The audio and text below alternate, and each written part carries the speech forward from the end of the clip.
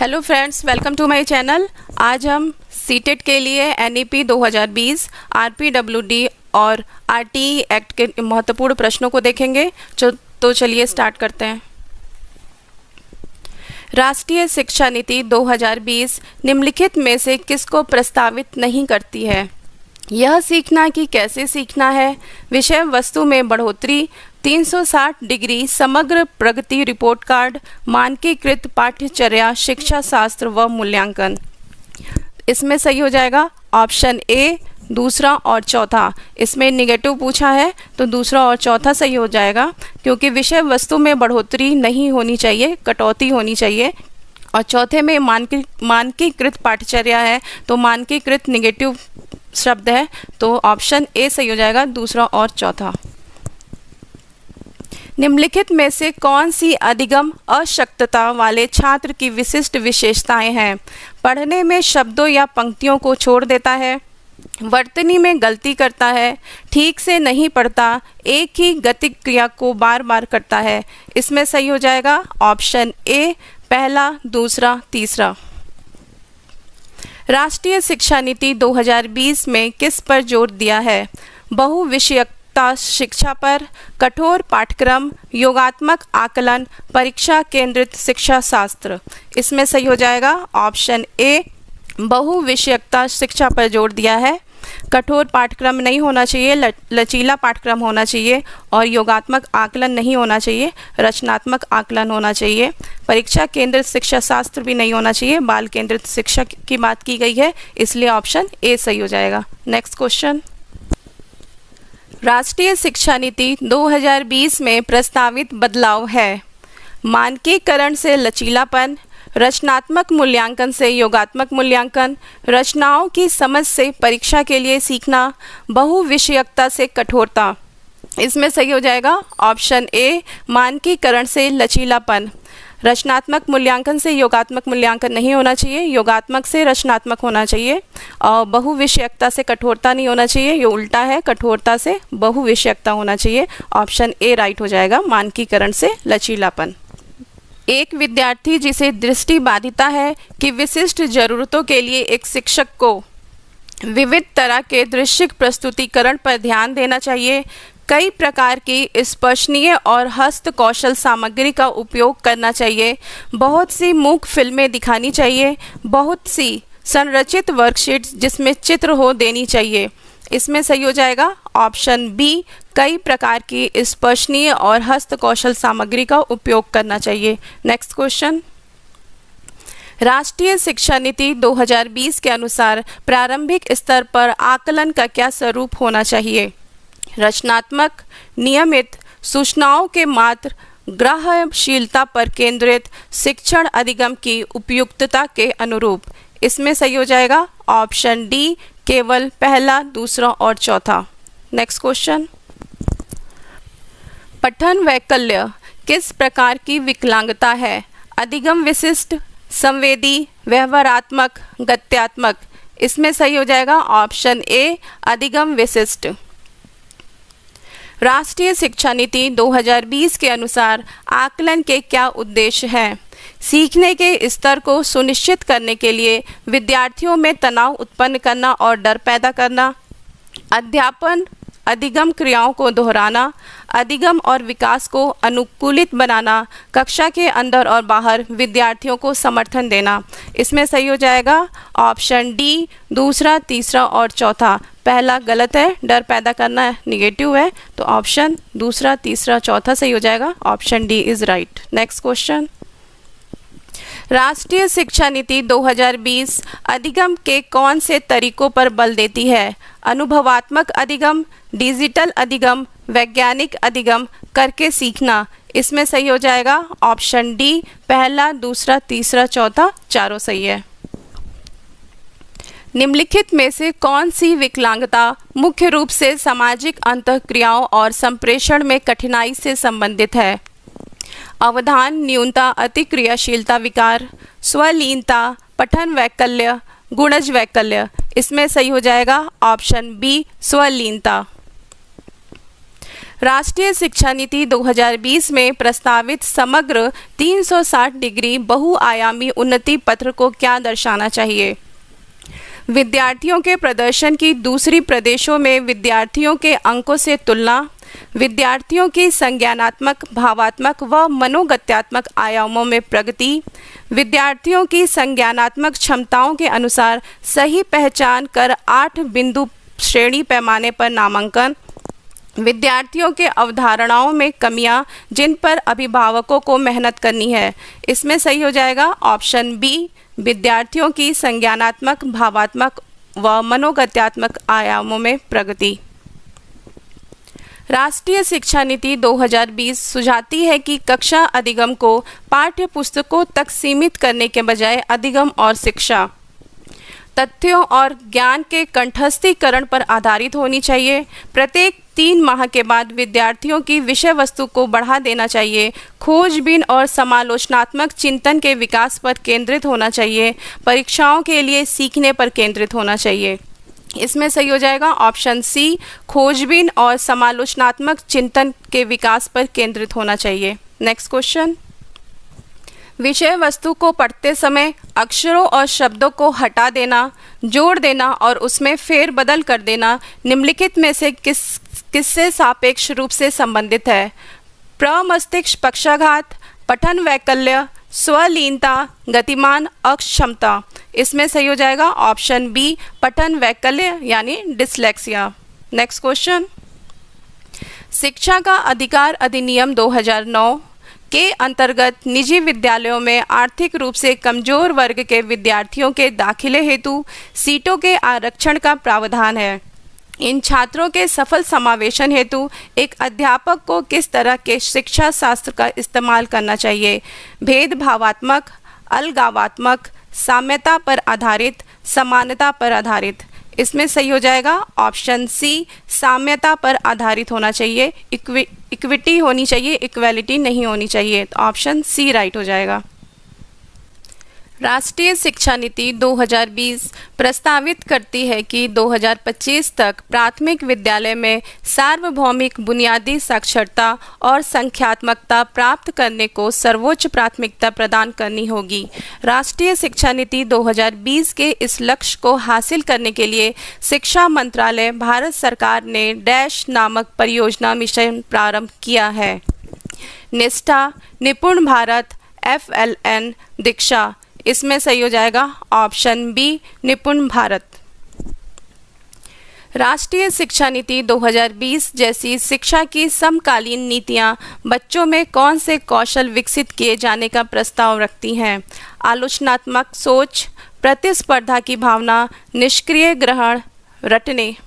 Option A सही हो जाएगा आलोचनात्मक सोच यानी critical thinking. Next question,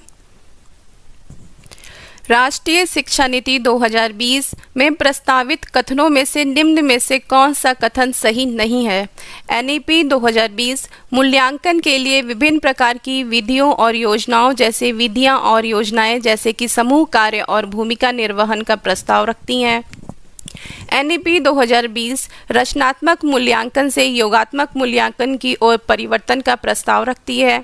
NEP 2020 प्रस्तावित करती है कि शिक्षक द्वारा किए गए आकलन से अलग आकलन के अन्य मार्गों जैसे कि स्व आकलन तथा समूह आकलन को भी प्रोत्साहित करना चाहिए।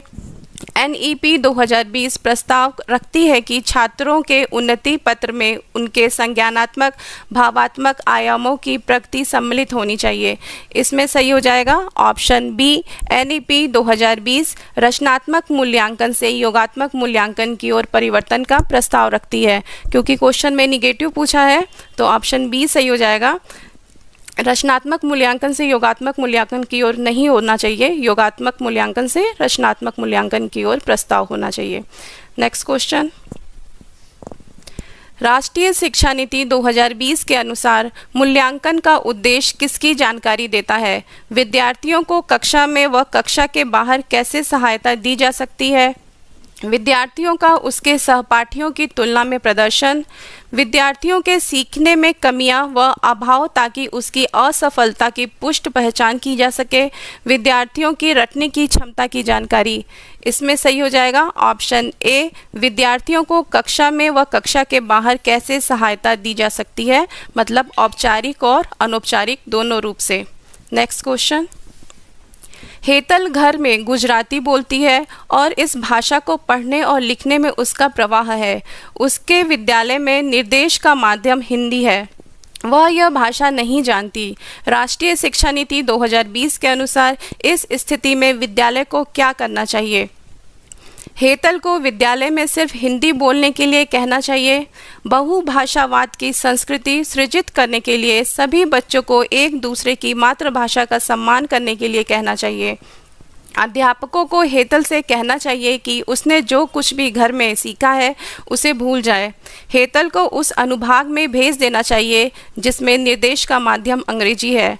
इसमें सही हो जाएगा ऑप्शन बी, बहुभाषावाद की संस्कृति सृजित करने के लिए सभी बच्चों को एक दूसरे की मातृभाषा का सम्मान करने के लिए कहना चाहिए। एक दूसरे की मातृभाषा का सम्मान करते हैं तो बच्चों को सीखने को मिलता है, इसलिए ऑप्शन बी राइट हो जाएगा। राष्ट्रीय शिक्षा नीति 2020 पूरे देश के लिए प्राथमिक स्तर पर किस भाषा को निर्देश के माध्यम से प्रस्तावित करती है? हिंदी, अंग्रेजी, संस्कृत, मातृभाषा या घर की भाषा। इसमें सही हो जाएगा ऑप्शन डी, मातृभाषा। राष्ट्रीय शिक्षा नीति 2020 के अनुसार विद्यार्थियों के किन आयामों की प्रगति व अद्वितीयता को शामिल करना चाहिए? संज्ञानात्मक, सामाजिक, आध्यात्मिक, संज्ञानात्मक, भौतिक, संज्ञानात्मक, भावात्मक, मनोगत्यात्मक, भौतिक, क्रियात्मक, मनोवैज्ञानिक। इसमें सही हो जाएगा ऑप्शन सी, संज्ञानात्मक, भावात्मक, मनोगत्यात्मक। सामान्य विद्यालयों में दिव्यांग विद्यार्थियों के समावेशन हेतु निम्न में से कौन सा प्रावधान दिव्यांगजन अधिकार अधिनियम 2016 के प्रतिकूल है?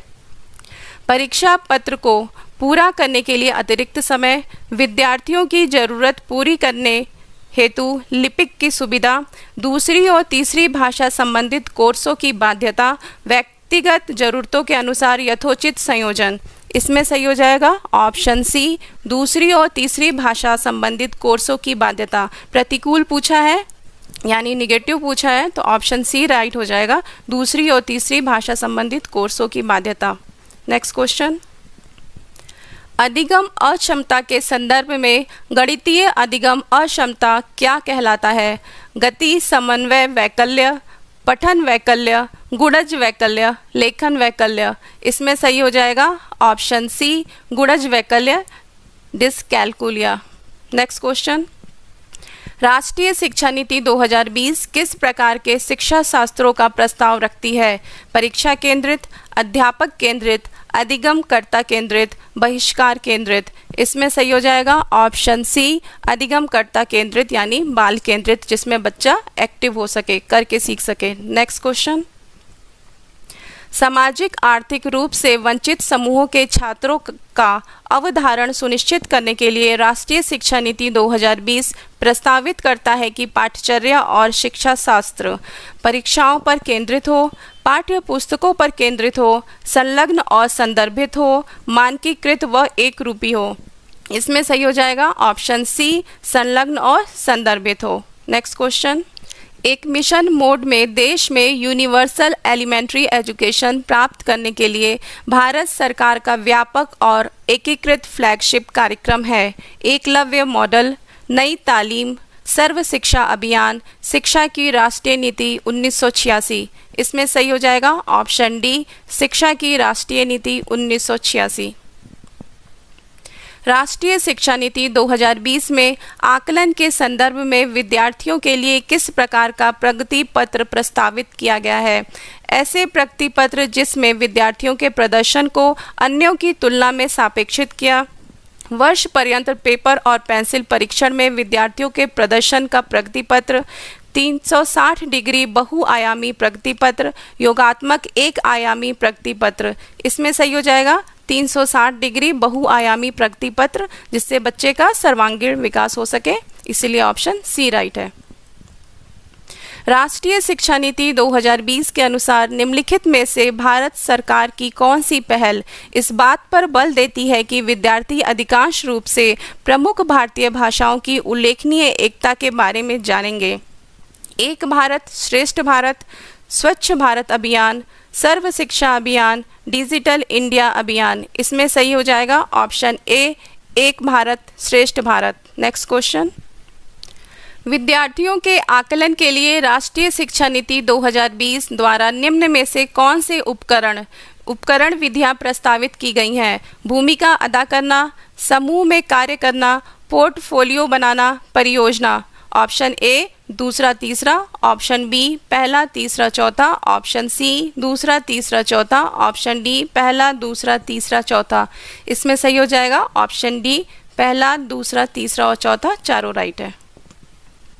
राष्ट्रीय शिक्षा नीति 2020 क्या प्रस्तावित करती है? विद्यालय की पाठ्यचर्या की विषय वस्तु में कटौती, विद्यालय की पाठ्यचर्या के लचीलेपन में वृद्धि, रटंत अधिगम को महत्व देना, विवेचनात्मक चिंतन को महत्व देना।